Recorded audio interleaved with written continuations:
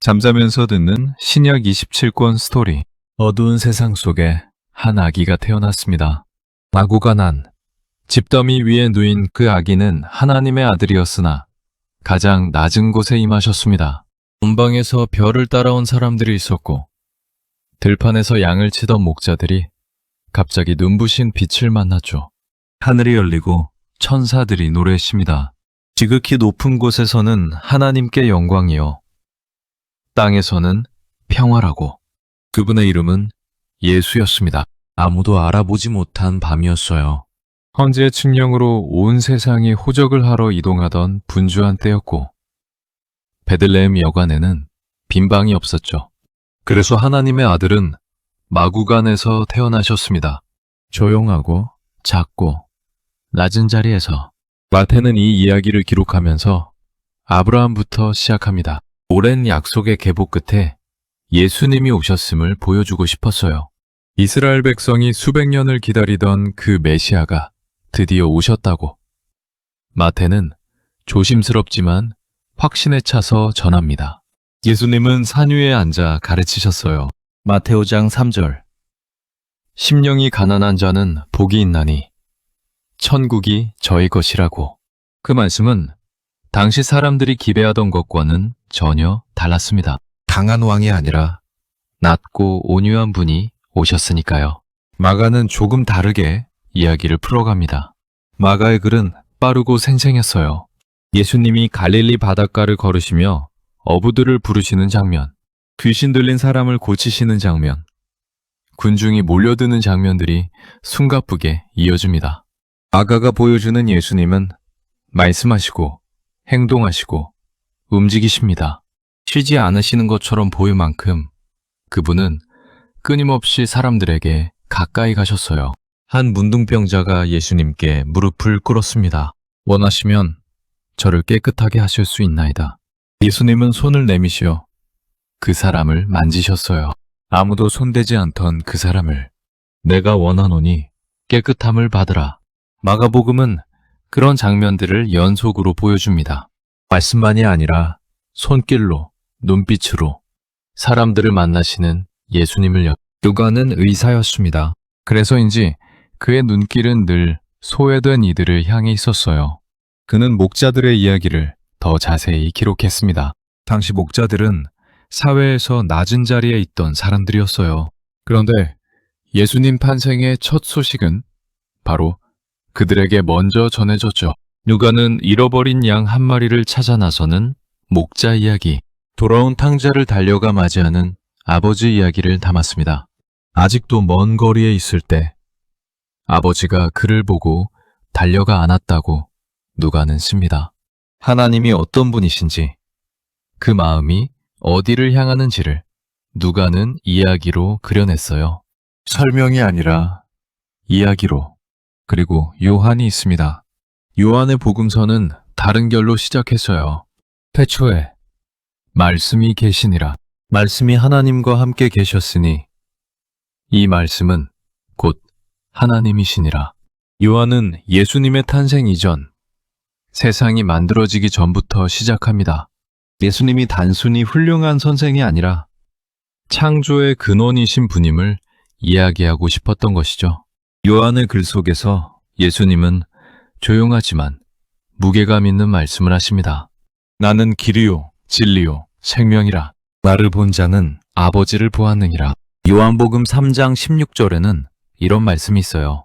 하나님이 세상을 이처럼 사랑하사 독생자를 주셨으니 이는 저를 믿는 자마다 멸망치 않고 영생을 얻게 하려 하심이라. 신약 전체를 한 문장으로 담아낸 말씀입니다.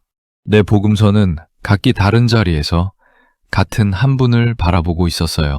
마태는 약속된 메시아를, 마가는 행동하시는 주님을, 누가는 모든 사람을 향한 긍휼을, 요한은 영원하신 그 생명을 전합니다. 그러나 결국 미 이야기는 하나로 흘러갑니다. 예수님이 예루살렘으로 향하시는 길 위로. 6월절이 가까워진 밤이었습니다. 예수님은 제자들과 마지막 식사를 하셨어요. 빵을 떼어주시고 잔을 나누셨습니다. 이것은 너희를 위하여 주는 내 몸이라고 하셨어요. 제자들은 그 의미를 다 이해하지 못했죠. 그날 밤 겟세마네 동산에서 예수님은 땀이 핏방울같이 되도록 기도하셨습니다. 아버지여, 할 수 있거든 이 잔을 내게서 지나가게 하옵소서. 그러나 나의 원대로 마옵시고 아버지의 원대로 하옵소서. 그 기도가 끝나고 얼마 되지 않아 횃불과 칼을 든 무리가 동산으로 들어왔어요.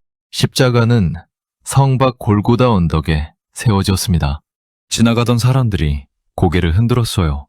함께 달린 이들 중 하나가 비웃었죠. 그러나 예수님은 조용히 말씀하셨습니다. 아버지여, 저들을 사하여 주옵소서. 자기의 하는 것을 알지 못함이니이다. 오후 3시 큰 소리로 외치시고 숨을 거두셨습니다. 성전 휘장이 위에서 아래로 찢어졌어요. 땅이 흔들렸습니다. 사흘이 지났습니다. 새벽, 아직 어둠이 채 걷히지 않은 시간에 여자들이 무덤을 찾아갔어요. 그런데 돌이 이미 굴려져 있었습니다. 빈 무덤이었죠. 흰 옷 입은 이가 말했습니다. 그가 여기 계시지 않고 그의 말씀하시던 대로 살아나셨느니라. 부활이었습니다. 예수님은 제자들에게 나타나셨어요. 문이 닫혀 있어도 그분은 들어오셨습니다. 믿지 못하겠다던 보마 앞에 서시어 네 손을 내밀어 내 옆구리에 넣어보라고 하셨어요. 도마는 나의 주님이시오, 나의 하나님이시니이다 라고 고백했죠. 그분은 제자들에게 마지막으로 말씀하셨습니다. 하늘과 땅의 모든 권세를 내게 주셨으니 너희는 가서 모든 민족을 제자로 삼으라고. 그리고 구름 속으로 올라가셨어요. 제자들은 다시 예루살렘으로 돌아갔습니다. 기다리라는 말씀 때문이었죠. 오순절 날이었습니다. 제자들이 한자리에 모여 있을 때 갑자기 하늘에서 급하고 강한 바람 소리가 났어요. 불의 혀처럼 생긴 것들이 각 사람 위에 임했습니다. 그들이 다 성령의 충만함을 받고 방언으로 말하기 시작했죠. 사도행전이 전하는 이 장면은 교회의 탄생 순간이에요. 베드로가 일어나 말했습니다. 너희가 십자가에 못 박은 이 예수를 하나님이 주와 그리스도가 되게 하셨느니라고. 그날 3,000명이 믿고 세례를 받아서요. 초대교회는 그렇게 시작되었습니다. 함께 모이고 함께 먹고 서로의 것을 나누며 기도하는 공동체가 예루살렘 한복판에서 피어났어요. 그러나 복음은 한 도시에 머물 수 없었습니다. 핍박이 일어났습니다. 스데반이 돌에 맞아 죽었고 그 죽음을 지켜보던 한 청년이 있었어요. 다소 출신의 사울이었습니다.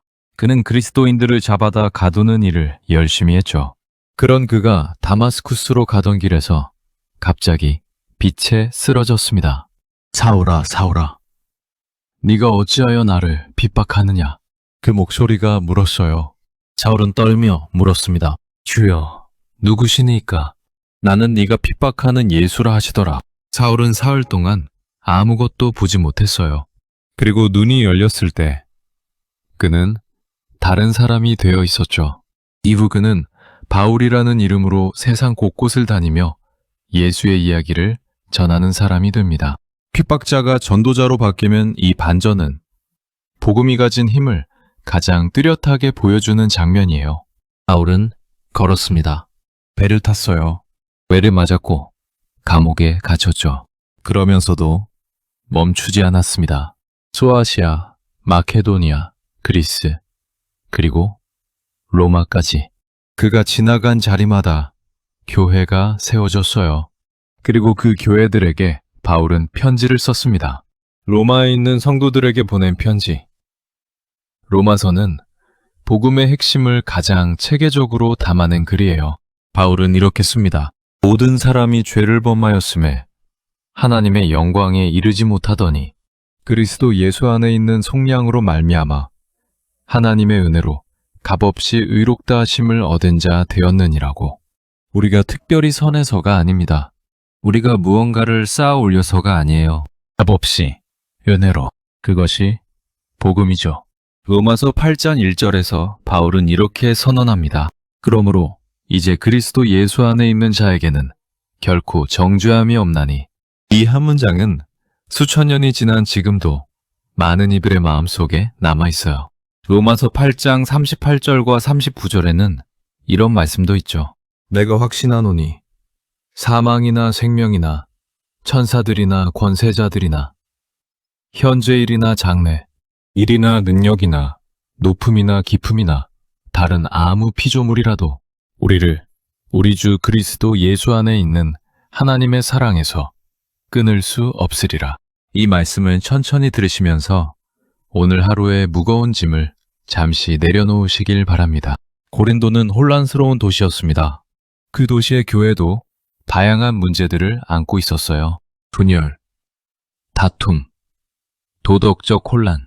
바울은 고린도전서에서 그 문제들을 하나씩 짚어가며 교회가 무엇인지를 다시 세워줍니다. 그리고 그 한가운데 사랑에 대한 이야기를 심어 놓았어요. 고린도전서 13장 4절부터 7절입니다. 사랑은 오래 참고 사랑은 온유하며 투기하는 자가 되지 아니하며 사랑은 자랑하지 아니하며 교만하지 아니하며 무례히 행치 아니하며 자기의 유익을 구치 아니하며 성내지 아니하며 악한 것을 생각지 아니하며 불의를 기뻐하지 아니하며 진리와 함께 기뻐하고 모든 것을 참으며 모든 것을 믿으며 모든 것을 바라며 모든 것을 견디느니라. 이 말씀은 예배당 안에서만이 아니라 수많은 결혼식 예식장에서도 울려 퍼지죠. 왜냐하면 그것이 사랑의 본질이기 때문입니다. 고린도 후서에서 바울은 자신의 고통을 솔직하게 씁니다. 사방으로 우겨쌈을 당하여도 쌓이지 아니하며 답답한 일을 당하여도 낙심하지 아니하며 그리고 덧붙였어요. 내가 약할 그때에 강함이라고. 이 역설이 바울의 삶 전체를 꿰뚫는 진리였습니다. 갈라디아서는 짧지만 강렬합니다. 율법으로 의롭게 되려는 갈라디아 교회에 바울은 강하게 씁니다. 갈라디아서 2장 20절이에요.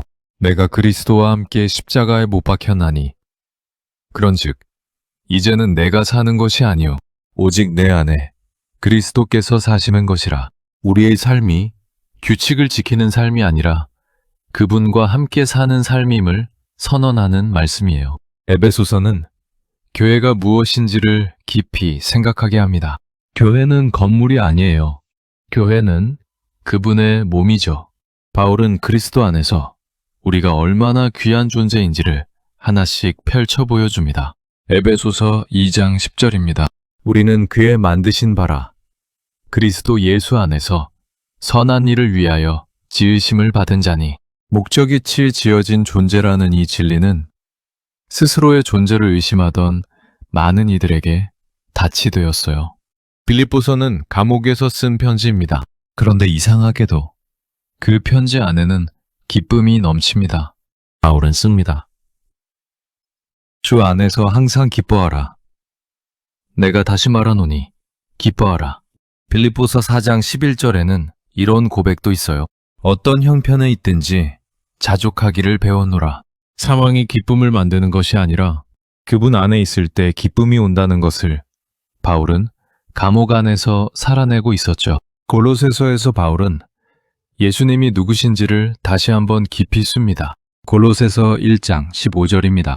그는 보이지 아니하시는 하나님의 형상이요 모든 창조물보다 먼저 나신 자니 우주의 모든 것이 그분 안에서 서 있습니다.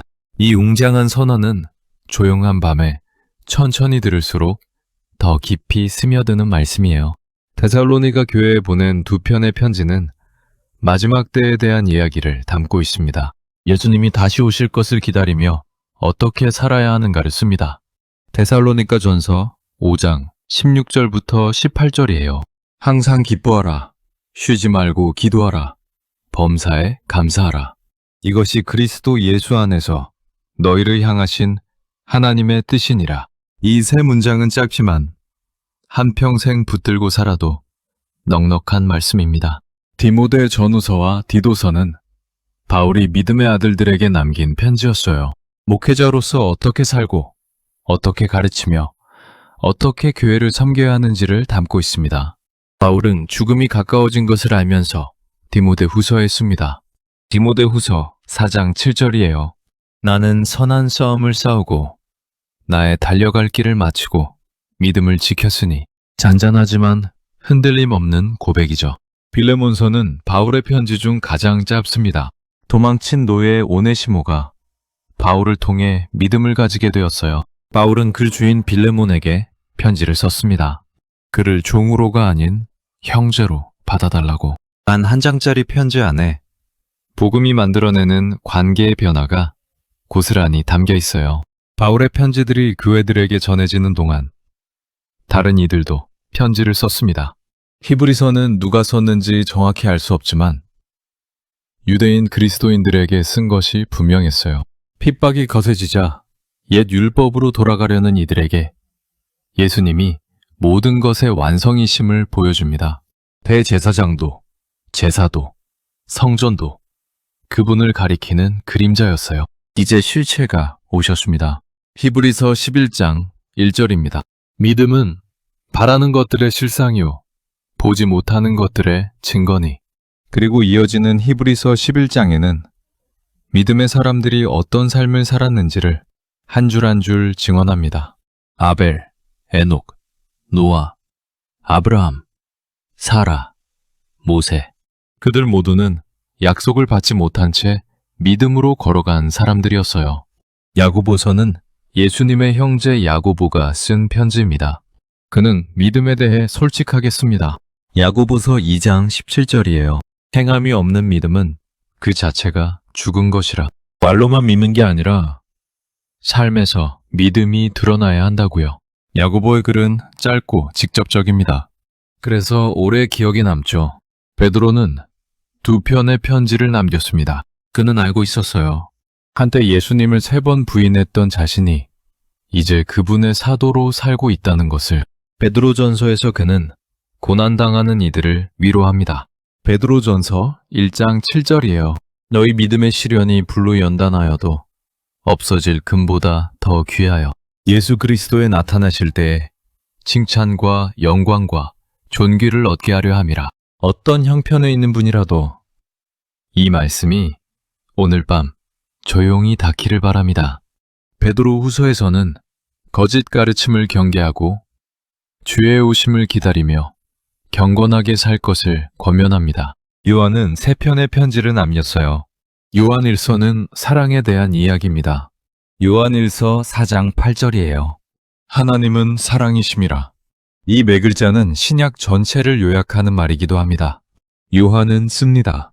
우리가 사랑하는 것은 그가 먼저 우리를 사랑하셨음이라고. 사랑의 시작이 우리가 아니라 그분이심을 요한은 오래된 눈으로 조용히 썼어요. 유다서는 짧지만 긴급합니다. 복음을 왜곡하는 가르침들을 맞서 싸우라고 성도들에게 촉구하는 편지였어요. 그러나 유다는 편지의 마지막을 아름다운 축복으로 끝맺습니다. 유다서 24절과 25절이에요. 능히 너희를 보호하사 거침이 없게 하시고 너희로 그 영광 앞에 흠이 없이 기쁨으로 서게 하실 자 곧 우리 구주 하나님께 영광이라. 그리고 이제 마지막 책이 남았습니다. 요한계시록은 반모섬이라는 작은 섬에서 쓰였어요. 로마 황제의 핍박을 피해 유배된 곳에서 늙은 사도 요한이 하늘의 환상을 받았습니다. 계시록은 무서운 심판의 책이 아니에요. 그것은 고통 속에 있는 교회들에게 전하는 위로의 메시지였습니다. 끝까지 견디라. 그분이 오신다. 이 모든 것이 끝이 있다는 말이죠. 7교회에 각각의 편지가 전해집니다. 어떤 교회는 칭찬을 받고 어떤 교회는 경고를 받았어요. 그러나 모든 편지의 끝에는 이기는 자에게 주어지는 약속이 있었습니다. 환상은 계속됩니다. 하늘 보좌 앞에 4생물과 24장로가 있고 그 가운데 7인으로 봉해진 두루마리가 있어요. 누가 이 인을 떼기에 합당한가? 울음이 나올 것 같은 침묵이 흘렀습니다. 그때 한 분이 나타나셨어요. 죽임을 당한 것 같으나 살아계신 어린 양, 예수님이십니다.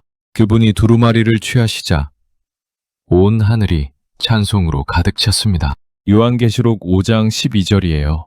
죽임을 당하신 어린 양은 능력과 부와 지혜와 힘과 존귀와 영광과 찬송을 받으시기에 합당하도다. 환상은 크고 무겁습니다. 나팔이 울리고 인이 열리고 큰 환란이 지나갑니다. 그러나 그 모든 것의 끝에서 새로운 장면이 펼쳐졌어요. 새 하늘과 새 땅이 나타납니다. 거룩한 성 새 예루살렘이 하늘에서 내려옵니다. 신부가 남편을 위해 단장한 것 같이 아름답게. 그리고 하늘에서 큰 음성이 들렸어요. 요한계시록 21장 3절과 4절입니다. 보라, 하나님의 장막이 사람들과 함께 있음에 하나님이 저희와 함께 거하시리니 저희는 하나님의 백성이 되고 하나님은 친히 저희와 함께 계셔서 모든 눈물을 그 눈에서 씻기심에 다시 사망이 없고 애통하는 것이나 곡하는 것이나 아픈 것이 다시 있지 아니하리니 처음 것들이 다 지나갔음이로라. 이것이 신약이 향하는 마지막 장면입니다. 아기로 오셨던 그분이, 십자가에 달리셨던 그분이, 무덤을 여시고 부활하셨던 그분이 마침내 모든 것을 새롭게 하십니다. 눈물도 아픔도 죽음도 더 이상 없는 세계, 하나님이 직접 함께 계시는 그날이 약속으로 주어져 있어요. 마태복음부터 요한계시록까지 27권의 이야기는 사실 하나의 이야기입니다. 잃어버린 사람을 찾으시는 한 분의 이야기입니다. 우리가 돌아오기를 기다리시는 아버지의 이야기이죠. 그리고 그 이야기는 아직 끝나지 않았습니다. 요한계시록의 마지막 장에서 예수님은 말씀하십니다. 내가 속히 오리라고. 그 약속이 오늘 밤도 조용히 우리 곁에 있습니다.